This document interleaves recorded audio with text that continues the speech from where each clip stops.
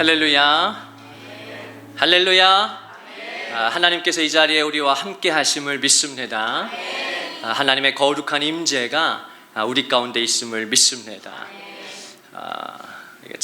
찬양으로 우리 하나님 앞에 나아가는데, 하나님의 영광의 임재가 우리 교회에 있고, 이 시간 우리 가운데 그분의 임재가 있습니다.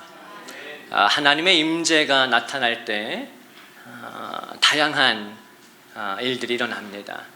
하나님의 임재라고 하는 것은 하나님이 그 회중 가운데 특별히 임해 주시는 걸 말해요. 그 하나님의 임재가 그의 백성 가운데 있을 때 다양한 일들이 일어나죠. 우리 마음이 따뜻해지기도 하고, 우리 마음이 뜨거워지기도 하고, 또 하염없는 눈물이 흐르기도 하고, 주체할 수 없는 그 눈물이 흐르기도 합니다. 또 손이 떨리기도 하고, 몸이 진동하기도 하고, 전율하기도 하죠. 저는 제가 신학생 때였던 것 같은데, 우리 학생들을 데리고 연합수련회에 갔는데, 우리 학생들이 은혜를 받아야 되는데 선생으로 갔던 제가 은혜를 받아서 그 집회가 마쳐지고 제가 그 자리를 떠나지 못하고 굉장히 오랫동안 머물러 있었어요. 몸이 이렇게 계속해서 떨려서 전율을 느껴서. 근데 그 자리에 다른 학생들은 다른 분들은 집회가 끝나기 무섭게 빠져나갔는데, 그날 유독 저에게는 그 주체할 수 없는 그 전율이 계속돼서 제가 움직이지를 못했어요. 뭐에 이렇게 감전된 사람처럼. 그래서 그 깊이 한 몇십 분 하나님의 임재 안에 머물렀던 기억이 갑자기 이 시간 생각이 나네요. 우리가 하나님의 임재 안에 머무를 때 전율을 느끼기도 하고 진동하기도 하고, 또 오늘 이 아침에 찬양 가운데 제가 느꼈던 하나님의 임재는 약간 이렇게 무거운 무게감이에요. C.S. 루이스는 영광의 무게라 하는 책을 쓰기도 했는데요. 영광의 무게, 하나님께서 영광으로 임재하실 때 그 무게와 깊이를 하나님의 백성들은 느낄 수 있다는 것이에요. 구약에 보면 하나님께서 그의 성전에 임재하실 때 구름 가운데 임하십니다. 그래서 하나님의 영광의 구름이 솔로몬 성전을 덮어요. 하나님의 영광의 구름이 그의 성전을 덮을 때 그곳에 빽빽한 마치 구름 같은 그 하나님의 임재가 있는 것이에요. 저는 이곳에 이 아침에 하나님의 영광의 구름이 이 자리에 우리와 함께 한다고 믿습니다. 하나님께서 임재하시고 이렇게 가까이 다가와 주실 때 내가 마음을 활짝 열고 그 하나님의 임재를 그대로 내가 받아들여야 돼. 의심하지 말고 또 생각하지도 말고 마음이 나뉘지 않게 집중하면서 하나님의 모든 것, 하나님의 깊은 것까지 내가 받아들이는 거예요. 모든 마음을 사로잡아서, 모든 시선과 생각을 사로잡아서 주님, 저는 지금도 제가 조금 떨리는데 주님, 저를 이 시간 만나주시고 만져주시고 사로잡아주시고 채워주시고, 우리 성도들은 하나님께 한번 사로잡히는 그런 경험이 있으셔야 해요. 성령이 나를 사로잡으시는, 전인격적으로 나를 사로잡으시는 경험을 한번 하게 되면 이제 그 다음부터 그런 비슷한 하나님의 임재가 느껴질 때 굉장히 이제 감지하게 돼요. 감지하게 되고, 또 그것이 이상하거나 그러지 않고 주님이 또 내게 찾아와 주시고 내게 임재해 주시는구나, 그런 걸 많이 느끼게 됩니다. 하나님께서 참 이 아침에 우리와 가까이 계시는데 그 은혜가 저와 여러분을 덮어주시기를 간절히 축복합니다. 우리 말씀 한 구절을 띄워주시기를 바랍니다. 우리 같이 한번 읽어보시겠습니다. 우리 창세기 2장 7절의 말씀인데 같이 읽을까요? 시작. 여호와 하나님이 흙으로 사람을 지으시고 생기를 그 코에 불어넣으시니 사람이 생명이 되니라. 아멘. 하나님께서 사람을 어떻게 지으셨는가? 땅의 흙으로 사람의 모양을 만드십니다. 그래서 우리가 육체를 가지게 돼요. 근데 사람은 그것으로 끝난 것이 아니라 하나님께서 사람을 지으실 때만 독특한 한 가지 일을 하시는데, 흙으로 사람을 만드신 다음에 고양이를 만들고는 그렇게 안 하셨어요. 다람쥐를 만들고는 그렇게 안 하셨어요. 근데 하나님이 유독 사람을 창조하실 때는 흙으로 사람의 형상을 만드신 다음에 거기에 하나님의 숨을 불어넣어요. 그걸 지금 우리말 성경은 생기라고 번역한 것이에요. 이게 히브리 말로는 루아흐, 이 히브리어 루아흐를 발음하려면 자연스럽게 숨을 쉬게 됩니다. 이게 루아흐예요. 창세기 1장 2절부터 등장하는 하나님께서 천지를 창조하시고 땅이 혼돈하고 공허하며 흑암이 깊음 위에 있을 때 하나님의 영은 수면 위에 운행하시니라. 그 루아흐입니다. 운행하시는 성령, 창조의 성령. 근데 그 루아흐, 하나님의 영이 처음 사람이 지어졌을 때 하나님이 똑같이 그 코에다가 숨을 불어넣으셨어요. 사람이 생명이 됩니다. 육을 가지고 있지만 동시에 그 안에 영을 가진 존재로 창조를 받게 돼요. 이 생기, 루아흐는 하나님의 구약 성경에서 하나님의 영이라고도 번역되고 하나님의 호흡이라고도 번역이 되고 하나님의 바람이라는 뜻도 가지고 있어요. 그래서 요한복음 3장에서 예수님께서 니고데모를 만나 주셨을 때 그 영적인 진리를 계시하시면서 바람에 대해서 말씀하시죠. 스크린은 꺼주셔도 될 것 같아요. 바람에 대해서 말씀하시죠. 바람이 임의로 불매, 바람이 자유롭게 불매, 네가 그 소리는 들어도 그 바람이 지금 어디에서 와서 어디로 가는지 네가 알지 못하는 것처럼 성령의 사람은 그렇다. 성령으로 난 사람은 그러하다. 그래서 예수님께서 니고데모에게 거듭남이라고 하는 자기 자신에 대해서 죽고 예수 그리스도로 사는 그 성령 안에서 거듭남, 그래야 사람이 구원을 받습니다. 그 놀라운 영적 진리를 계시해 주실 때 니고데모가 이 성경에 정통한 사람인데도 예수님의 그 말씀을 진리를 못 알아듣는 거예요. 정신 못 차리니까 주님이 얘야 바람을 생각해봐. 그때 주님이 바람을 말씀하시는 거예요. 왜 바람을 말씀하셨을까요? 그 바람이 신약에서는 푸뉴마인데 푸뉴마, 그게 구약의 루아흐와 동의어예요. 하나님의 바람을 뜻하는 거예요. 하나님의 바람이 저와 여러분에게 불어온다는 것이에요. 우리의 가정에 불어와야 하고 교회 공동체에, 특별히 예배 가운데 회중에게 하나님의 바람이 불어옵니다. 그 바람이 우리 안에 들어오면 생기를 가져다 줘요. 그래서 에스겔 37장에 하나님께서 에스겔을 그 마른 뼈가 가득한 골짜기로 데리고 가셔서 뭐라고 대언하게 하십니까? 생기야 사방에서부터 불어와서 이 죽임을 당한 자에게 들어가게 해라. 그때 생기가 루아흐예요. 그 하나님의 생기가 사방에서 불어와서 그 죽어있고 냄새나고 메말라 있던 그 뼈다귀 속에 들어가는데 놀랍게도 그 뼈들이 일어나게 됩니다. 일어나 서는데 지극히 큰 군대더라. 하나님께서 죽은 뼈다귀를, 마른 뼈다귀를 소생시키셔서 하나님의 군대로 변모시키시는 것이에요. 이것은 굉장히 중요한 상징이고 메타포죠. 은유입니다. 내 영이 죽은 것 같았는데 더 이상 하나님이 믿어지지도 않고 느껴지지도 않고 찬양을 하고 예배를 드려도 그냥 하나님은 멀게만 느껴지고 내 삶 속에서도 하나님을 체험하는 것이 너무너무 희박하고 내 신앙생활이라고 하는 건 너무너무 피상적일 때가 많단 말입니다.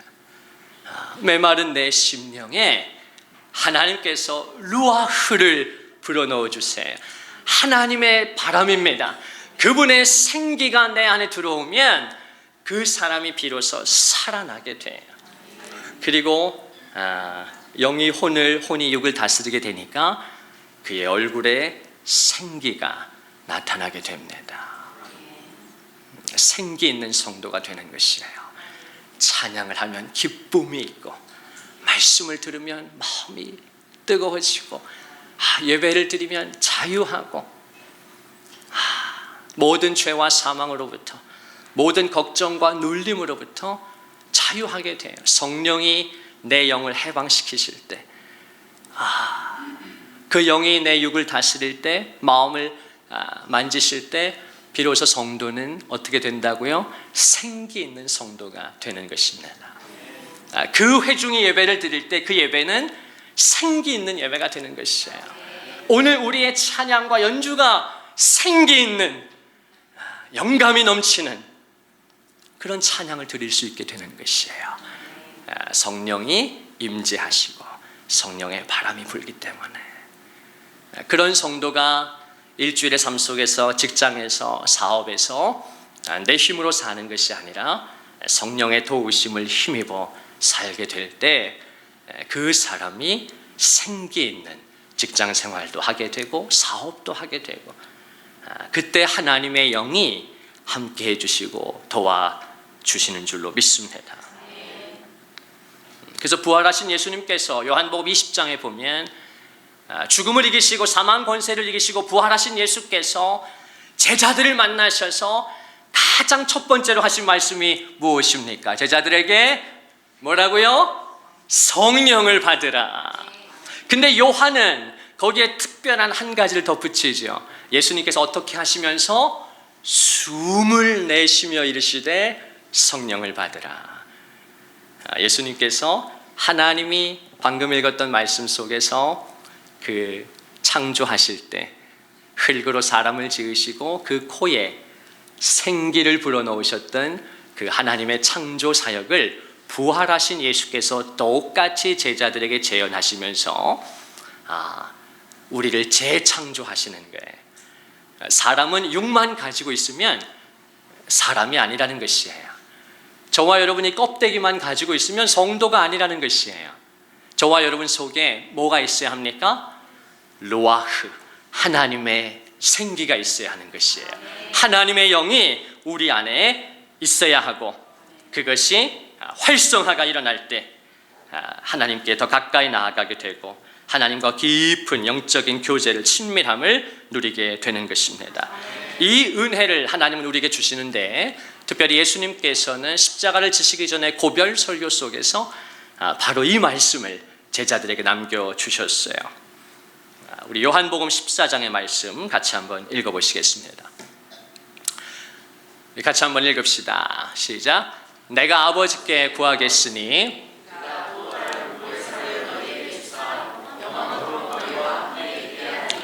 그는 진리의 영이라. 우리 17절 말씀 같이 읽습니다. 시작. 그는 진리의 영이라. 세상은 능히 그를 받지 못하나니 이는 그를 보지도 못하고 알지도 못함이라.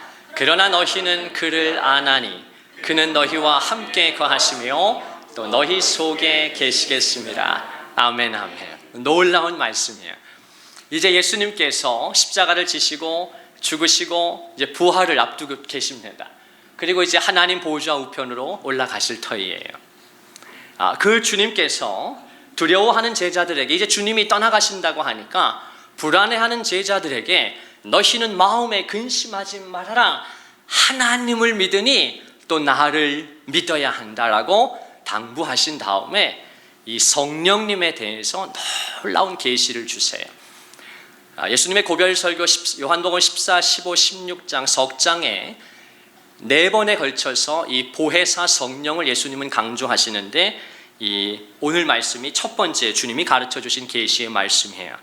내가 아버지께 구하겠으니 그가 또 다른 보혜사를 너희에게 주실 것이다. 성령의 또 다른 이름이죠. 보혜사, 보호하시고 은혜를 베푸시는 분이다. 그 보혜사를 너희에게 주실 것인데 그가 영원토록 너희와 함께 계실 것이다. 17절만 다시 한번 띄워주시기를 바라요. 자, 17절에 그 성령을 뭐라고 예수님은 가르쳐 주십니까? 그는 다 같이 진리의 영이라. 아멘, 아멘. 그 성령님은 어떤 분이신가? 진리의 영이시라는 거예요. 진리의 영이다.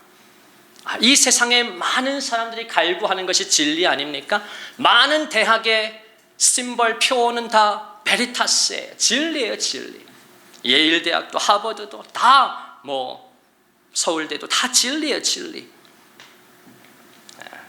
그런데 우리가 찾고 싶은 그 진리, 그 진리를 내가 소유하면 자유할 것 같은데, 만족할 것 같은데, 뭔가 내 텅 빈 것들이 채워질 것 같은데, 바로 성령님께서 진리의 영이시라는 것이에요. 그분이 우리 안에 들어오시면 모든 것이 채워집니다. 자, 근데 예수님이 여기서 아주 중요한 말씀을 해주세요. 띄워주세요.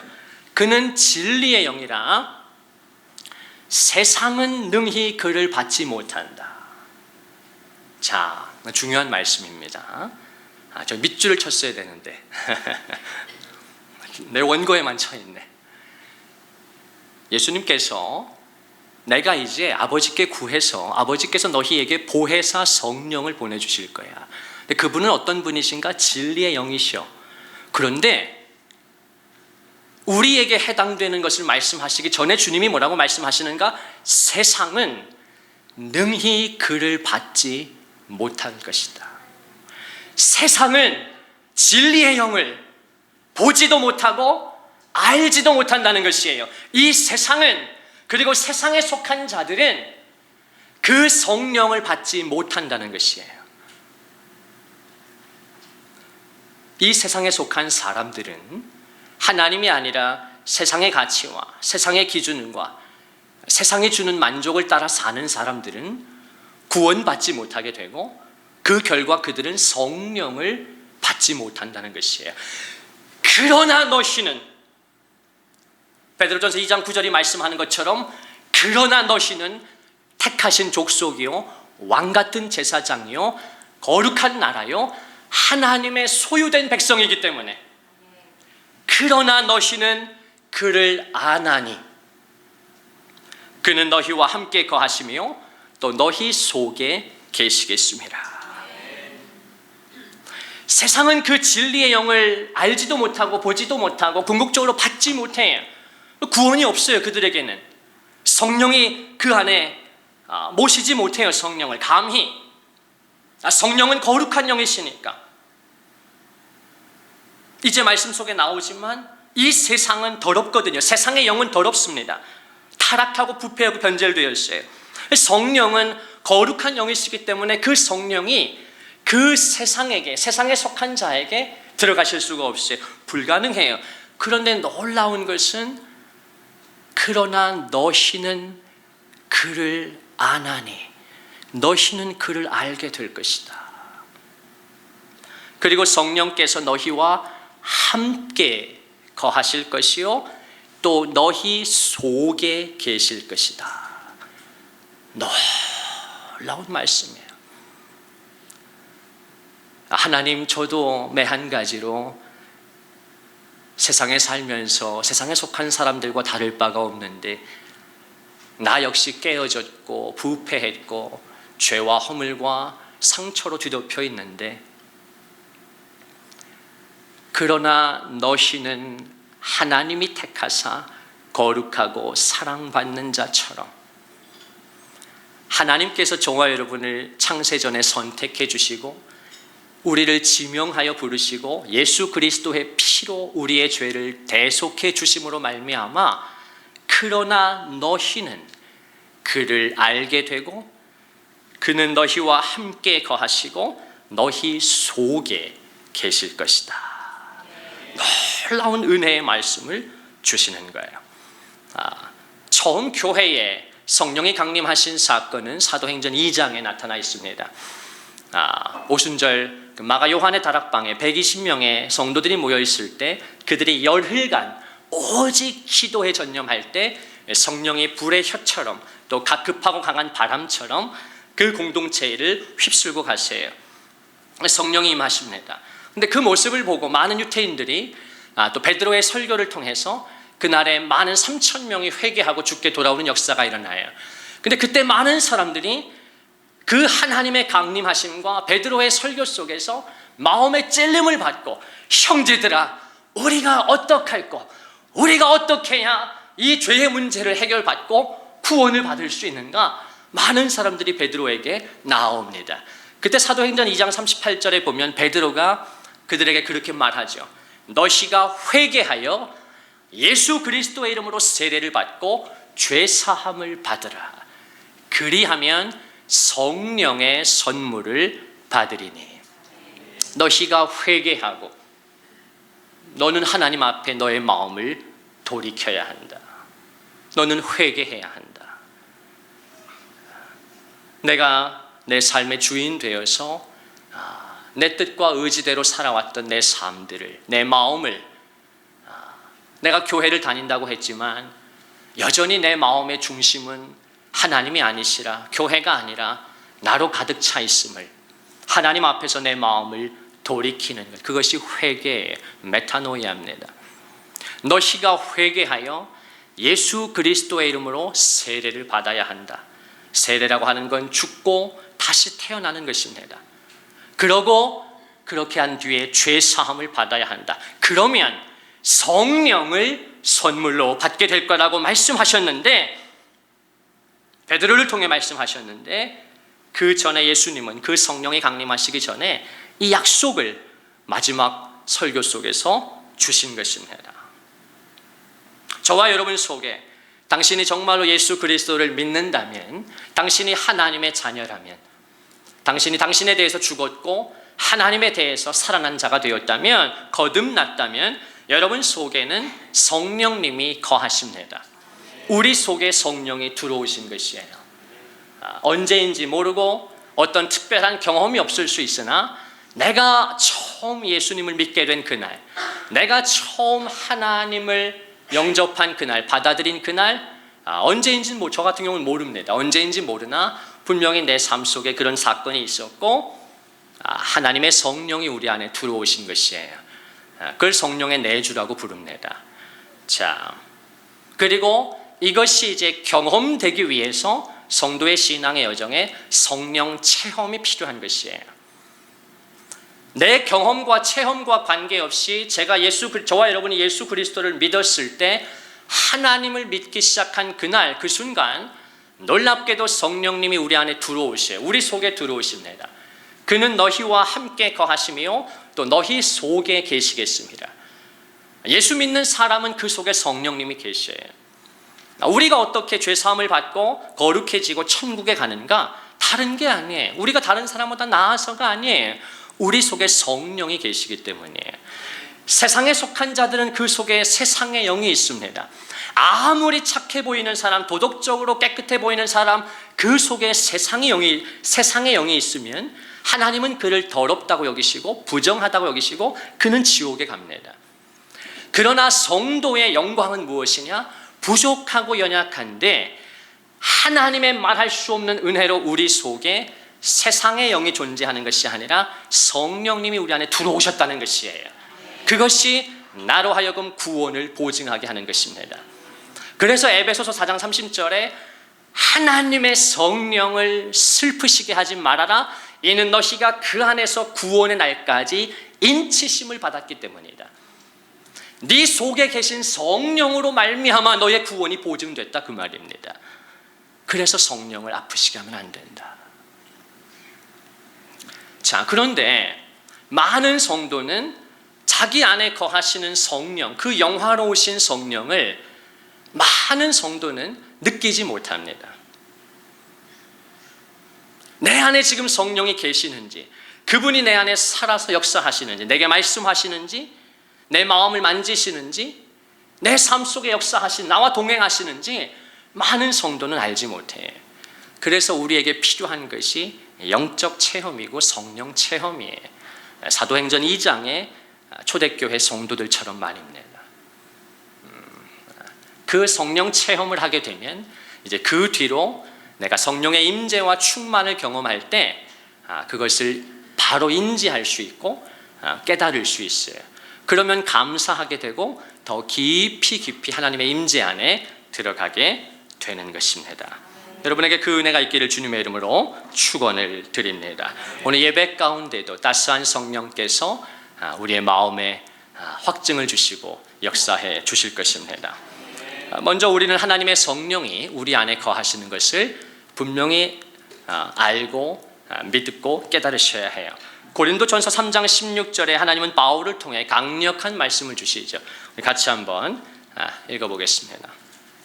우리 같이 한번 읽으실까요? 시작. 너희는 너희가 하나님의 성령이 거부하 하나님의 성령이 너희를 계시는 것을 알지 못하느라. 아멘 아멘. 요한복음 3장 16절 다음에 이 고린도전서 3장 16절은 굉장히 강력한 말씀입니다.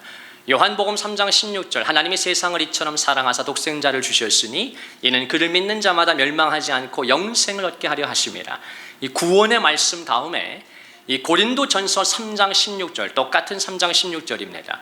제가 이따 설교 마지막 부분에 또 하나의 3장 16절을 보여드릴 텐데 이 고린도전서 3장 16절은 구원받은 성도의 그 성령에 관한 가장 강력한 증거가 되는 말씀이에요. 우리 말씀을 계속해서 띄워주시고 하나님이 바울을 통해 뭐라고 말씀하시는가?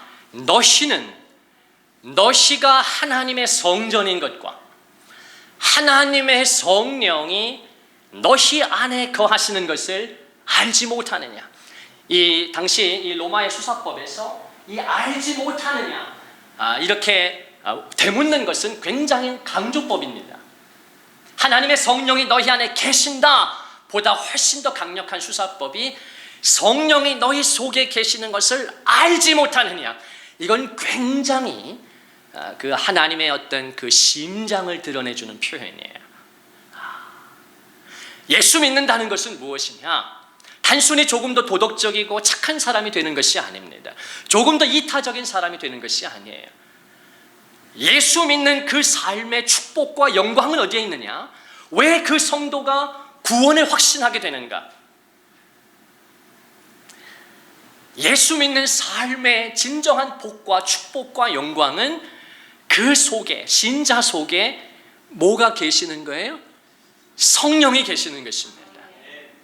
성령이 신자의 마음을 하나님의 성전 삼아 내주하세요.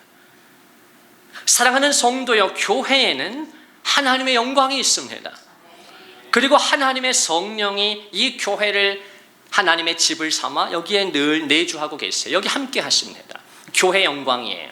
교회는 거룩합니다. 건물이 화려하고 사람들이 좋아서가 아니에요. 그 교회에, 하나님이 택한 교회에 성령님이 계시기 때문입니다.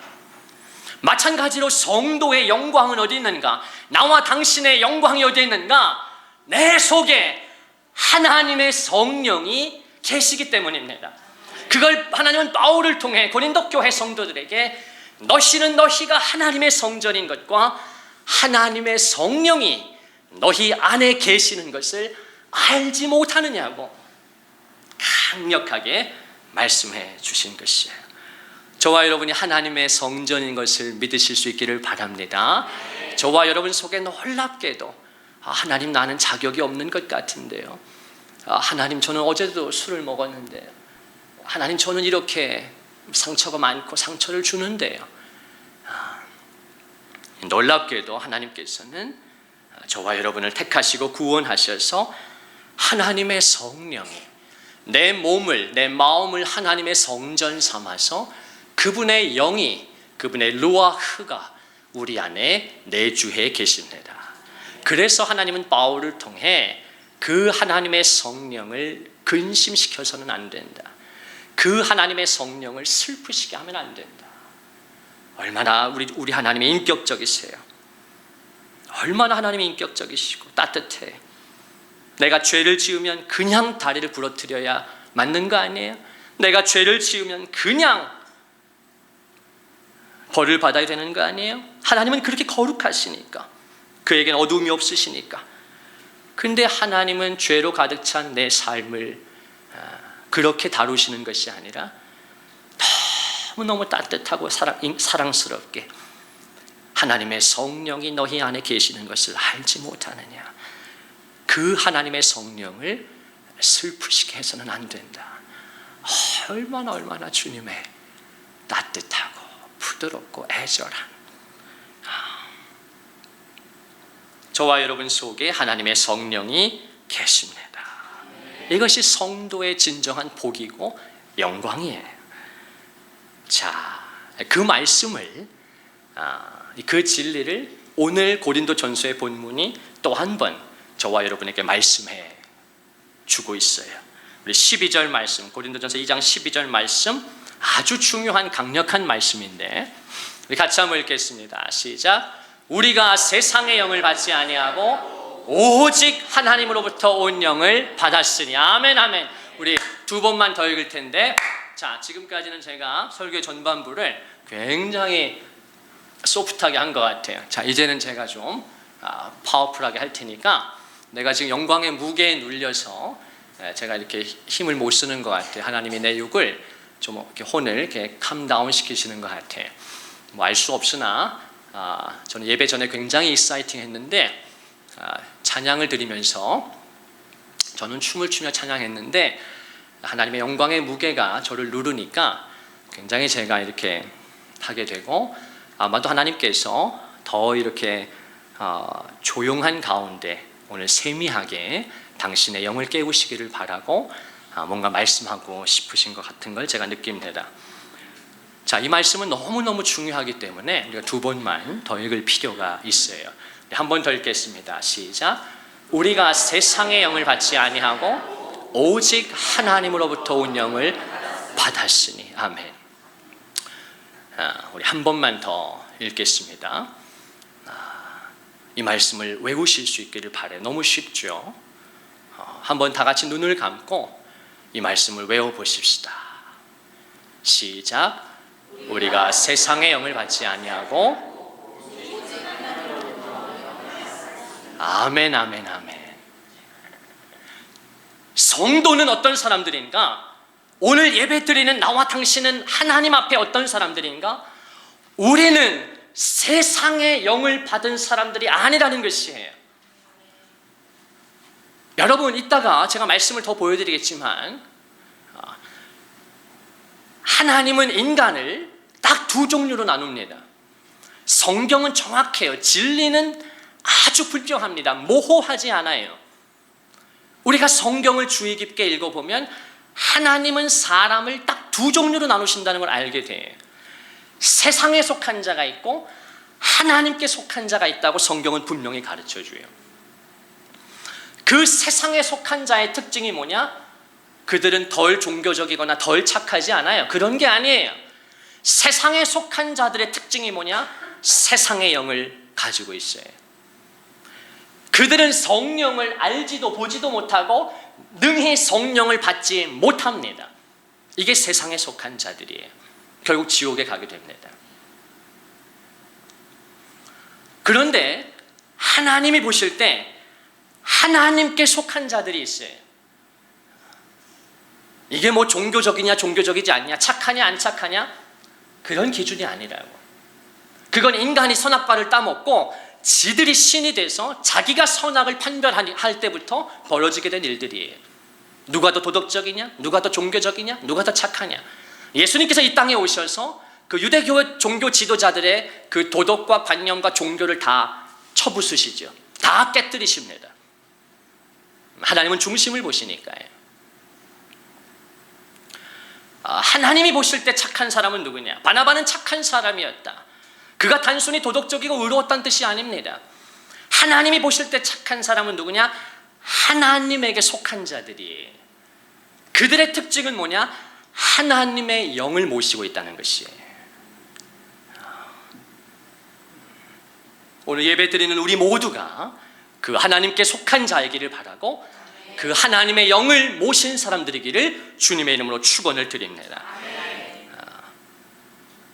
그리고 오늘은 제가 그 말씀을 다루지 않고 다음 주에 어떤 강력한 한 말씀을 다룰 텐데, 그 말씀이 내 신앙의 바로미터가 돼서 내가 지금 하나님의 영을 모시고 있는지 세상의 영의 지배를 받고 있는지 늘 점검해야 돼요. 여러분, 구원의 문제는 단순하지 않아요. 분명히 구원은 일회적인 사건입니다. 하나님의 선택을 받고 부르심을 받고 예수의 핏값으로 내가 죄 사함 받고 구원받는 건 한순간이에요. 그러나 성경은 동시에 우리의 구원이 계속되어야 하고 완성되어야 함을 가르쳐요. 많은 성도가 나는 구원받았어. 그의 삶은 아무 열매가 나타나지 않는데, 성경이 말하는 회개에 합당한 열매도 없고 그리스도의 향기가 나타나지 않는데 나는 구원받았대, 나는 천국 간대. 엉터리 설교를 들어서 그래. 엉터리 교회를 다녀서 그래.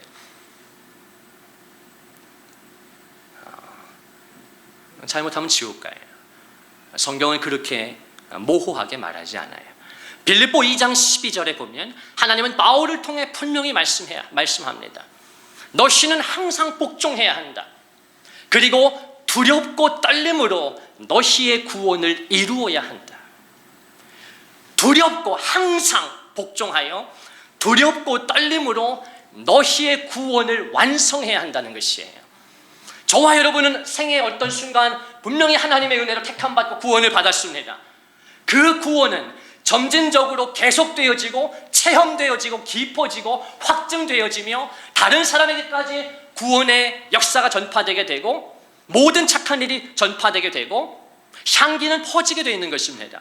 내가 구원받았는데 구원의 향기가 내 공동체, 내 가정에서만 머무르고 있다? 굉장히 위험한 것입니다. 여러분, 똥냄새는 지독하게 퍼져요. 제가 제일 싫어하는 냄새가 담배 냄새인데 담배 냄새는 무섭게 퍼집니다. 여러분, 당신이 정말 구원받은 성도라면 구원의 향기가 반드시 당신의 담을 넘게 돼 있어요. 그것이 구원의 증거입니다. 착한 일을 넘치게 하게 돼 있어요.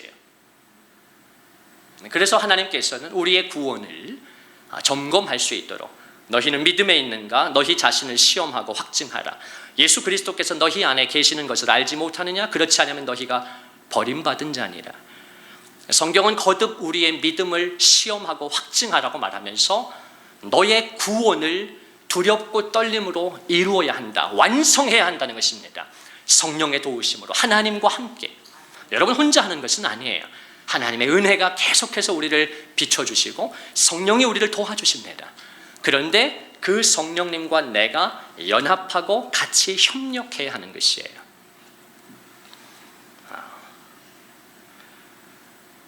우리가 세상의 영을 받지 아니하고 오직 하나님으로부터 온 영을 받았다. 자, 이 고린도전서 2장 12절 오늘 본문의 말씀은 뭘 가르쳐 줍니까? 이 세상에는 두 가지 영이 있다는 것이에요. 세상의 영이 있고 하나님으로부터 온 영, 성령이 있음을 가르쳐 줘요. 이 세상의 영을 성경은 다양하게 증거하고 묘사하는데 성경의 마지막 책인 요한계시록에 보면 이 세상의 영을 이렇게 우리에게 자세하게 아주 직접적으로 설명해 줍니다. 우리 말씀을 같이 요한계시록 16장에 있는 말씀인데 하나님은 요한을 통해 환상 가운데 이런 놀라운 영적 진리를 계시해 주시죠. 그 세상의 영이라는 게 뭐냐? 왜 세상의 영을 가진 자가 천국에 갈 수 없는가? 아무리 도덕적이고 종교적으로 살아도 하나님이 보실 땐 왜 회칠한 무덤과 같은가? 왜 더러운가? 그 세상의 영의 속성이 무엇인가? 성경의 마지막 책 요한계시록에 보면 하나님은 요한을 통해 아주 밝히 보여주십니다. 우리 같이 한번 읽겠습니다. 시작. 또 내가 보매 개구리 같은 새 더러운 영이 용의 입과 짐승의 입과 거짓 선지자의 입에서 나오니 그들은 귀신의 영이라. 아멘. 무서운 말씀인데요. 이 세상에 어떤 영이 있냐? 하나님 보실 때 더러운 영이 있다는 것이에요. 여러분, 더러운 영이 있습니다. 이 세상에서 일어나는 정말 더럽고 추잡하고 불결하고 무서운 일들을 보세요. 마귀의 역사입니다. 귀신의 영이 활동하기 때문에 그래요. 성경은 분명히 세상의 영이 있는데 그 세상의 영은 더러운 영이고 음란의 영이고 요새 얼마나 많은 아이들 할 것 없이 청소년 할 것 없이 어른 할 것 없이 교회 안에도 불륜이 가득하고 음란이 가득하고 더러운 영의 역사가 판을 치는 시대, 쾌락을 사랑하기를 하나님 사랑하는 것보다 더하는 시대, 그리고 그것을 대놓고 조장하는데도 정말 요새 그 SNL이라든가 이런 거 이렇게 보면 더러워요. 그런 성적인 묘사, 그 아이들도 얼마든지 볼 수 있고, 청소년들 뭐 안 보겠습니까? 하도 그들이 핫한데 지금 다 방송에 여기저기 나오는데, 얼마나 그들이 하는 그것이 얼마나 역겹습니까? 그런데 괜찮아 보이는 연예인들이 그렇게 하는 거예요. 야, 이번에 제가 이제 뜨길래 하나를 봤는데, 야, 크리스천 배우라고 알고 있었는데 여성인데, 야, 뭐 아주 대놓고 하시더라고요. 그래서 야, 정말 영을 분별해야 한다. 사랑하는 자들아, 영을 다 믿지 말아라. 교회 다닌다고 다 믿지 말아라. 내가 그리스도인이라고 고백한다고 해서 믿지 말아라. 오직 영들이 하나님께 속하였나 분별하라. 많은 거짓 선지자가 세상에 나왔습니다. 우리의 마음을 점검하고 내 영을 지켜야 합니다. 이 세상의 영이 있어요. 귀신의 영, 더러운 영이 있습니다. 제가 조금 전에 읽어드린 이 영을 분별하라는 것은 요한 우리에게 영적인 어떤 그런 걸 가장 잘 가르쳐주는 말씀 가운데 하나인 요한일서 4장의 첫 절을 제가 읽어드렸는데요. 많은 거짓 선지자가 세상에 나왔습니다. 2절에 보면 너희가 하나님의 영을 알지니 곧 예수 그리스도께서 육체로 오신 것을 시인하는 영마다 하나님께 속한 것이다. 자, 하나님의 영을 알아야 하는데 예수 그리스도를 시인하는 영마다 하나님께 속한 것이다. 자, 기억하세요. 그 다음 3절 같이 한번 읽어보십시다. 요한일서 4장의 3절이에요. 같이 읽읍시다. 시작. 예수를 시인하지 아니하는 영마다 하나님께 속한 것이 아니니 이것이 곧 적그리스도의 영이니라. 아멘, 아멘. 하나님께 속한 영이 있습니다. 하나님에게 속한 가정과 세계가 있어요. 그러나 분명히 하나님께 속하지 않은 사람들이 있고 가정이 있고 그들의 세계가 있습니다. 이 세상은 그 둘 간의 대립이고 싸움이에요. 우리가 영의 눈을 뜨면 이 세상이 치열한 영적 전쟁으로 이루어졌다는 져 있다는 걸 알게 돼요. 하나님의 영, 성령이 역사하시고 동시에 귀신의 영이 역사합니다. 예수를 시인하지 아니하는 영마다 예수가 그리스도이심을, 예수님이 하나님의 아들이심을 인정하지 않는 영마다 하나님께 속한 것이 아니다. 그것이 바로 적그리스도의 영이다. 세상의 영이다. 더러운 영이다. 귀신의 영이다. 미혹의 영이다. 적그리스도의 영이다. 유대교의 영입니다. 유대인들은 하나님을 믿어요. 그러나 그들이 예수를 시인하지 않습니다. 예수가 유일한 구원자라고 믿지 않아요. 그게 바로 유대교의 영입니다. 사도 바울도 처음에는 유대인이었기 때문에 바울도 하나님만 믿었어요. 그래서 그가 예수 믿는 자들을 잡아 죽이려고 했던 것이에요.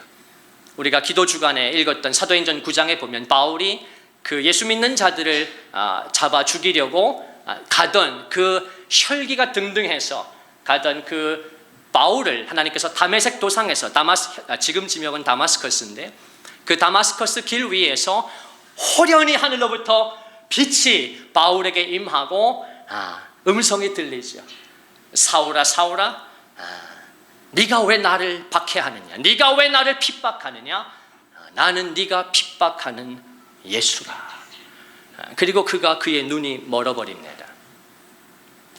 그리고 그가 사람들의 도움을 받아 한 곳에 기거하면서 그가 거기서 이 충격적인 사건을 경험하고 나서 나는 유대인인데, 나는 하나님을 믿는 사람인데 분명히 유대교에서는 예수 그리스도는 하나님의 아들이 아닌데, 그럴 수가 없는데, 이것은 신성모독인데 어떻게 내가 오늘 경험했던 이 사건, 이 영적 체험, 그리고 그 환상 가운데 들렸던 똑똑히 들렸던 음성, 사울아 사울아 네가 어찌하여 나를 박해하느냐? 나는 네가 박해하는 예수라. 그 하나님의 강력한 임재를 경험하고 나서 바울이 뭐 합니까? 우리가 사도행전 9장을 읽었을 때 그 말씀 붙들고 우리가 한 주간 기도했잖아요. 그가 기도하는 중이라.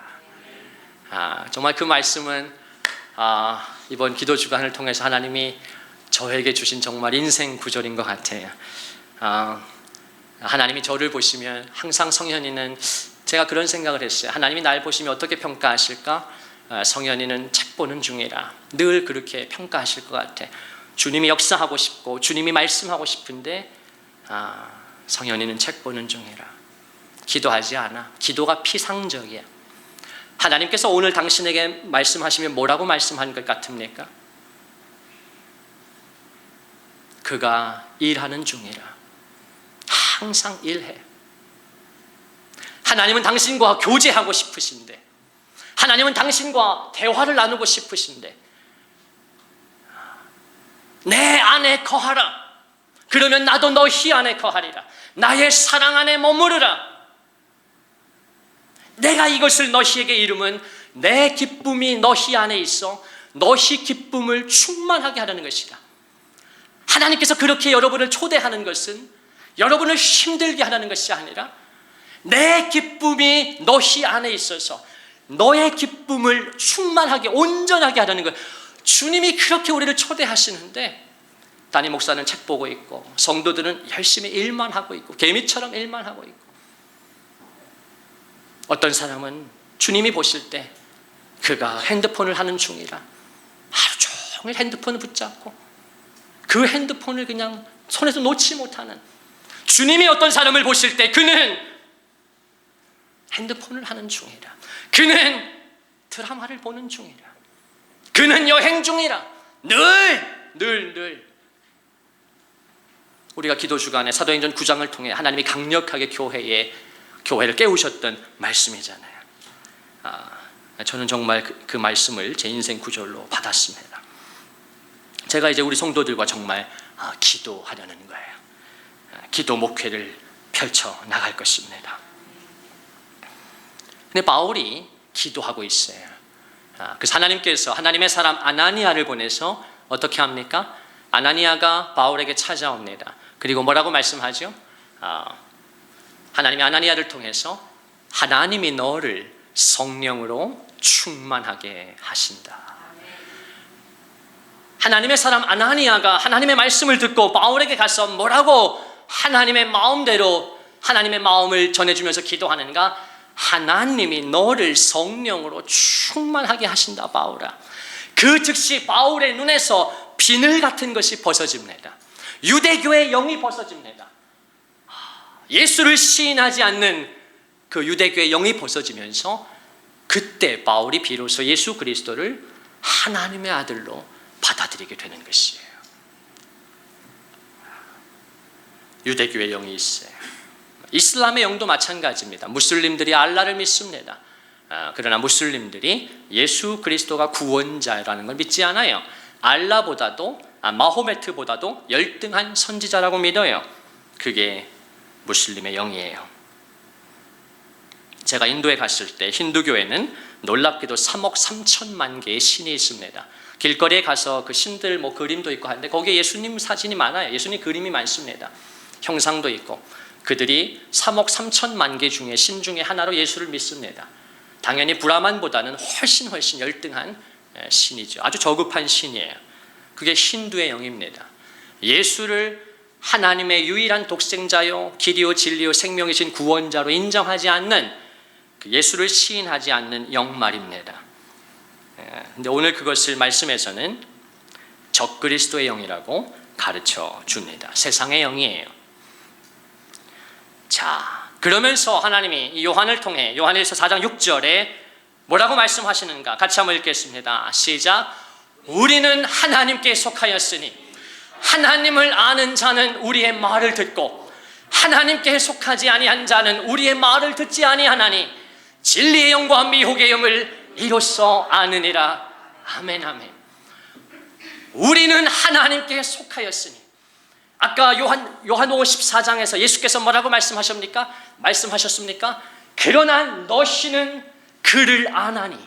하나님의 선택을 받은 성도는, 부르심을 받고 그리스도의 피값으로 죄사함을 받은 성도는 성령을 알게 되고, 그들은, 말씀을 띄워주세요, 그들은 하나님께 속하였다는 것입니다.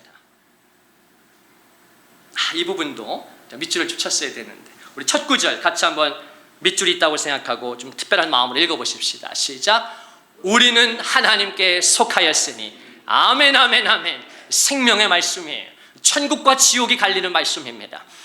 우리는 하나님께 속하였으니 하나님을 아는 자, 그러나 너희는 그를 아나니, 성령을 아는 자, 그들은 우리의 말을 듣습니다.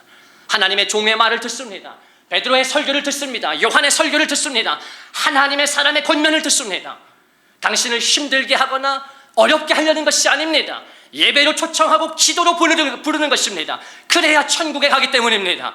구원은 그냥 받는 것이 아니에요. 두렵고 떨림으로 항상 복종하여 너희 구원을 이루라고 말씀하셨습니다.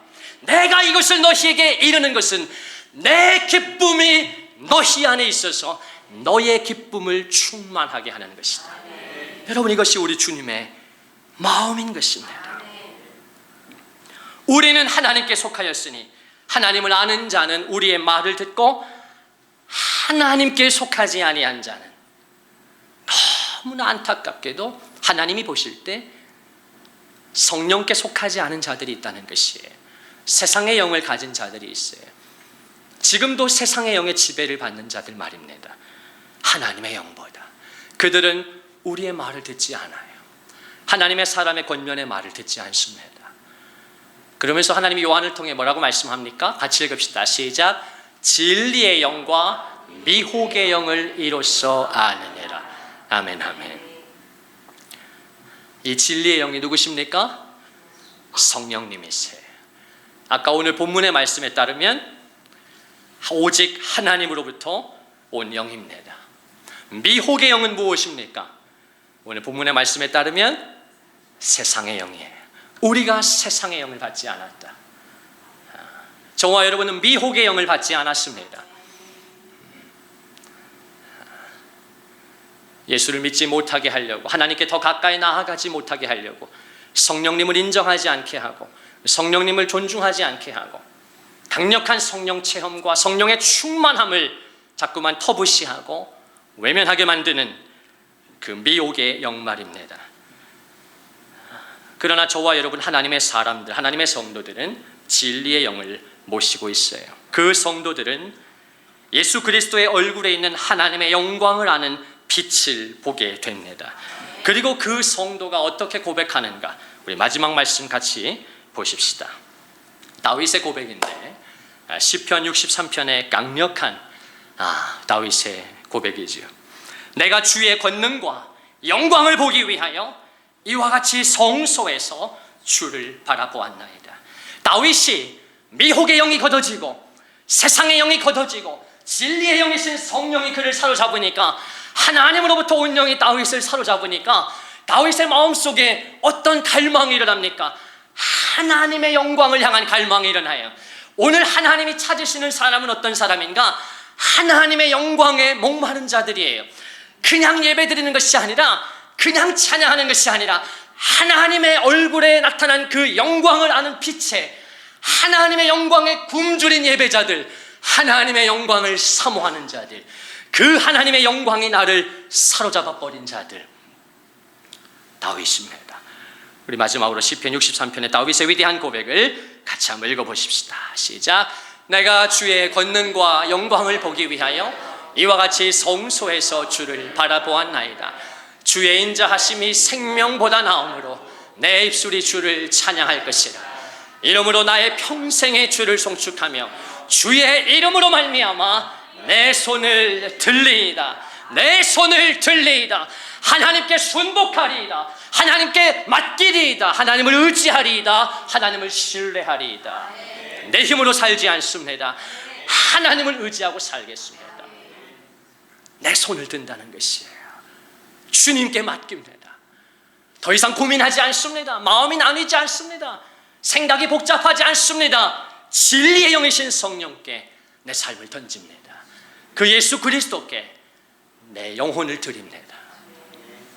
그때 우리에게 기쁨이 충만하게 되고 구원의 확증과 성령의 확증이 늘 가득하게 되는 줄로 믿습니다.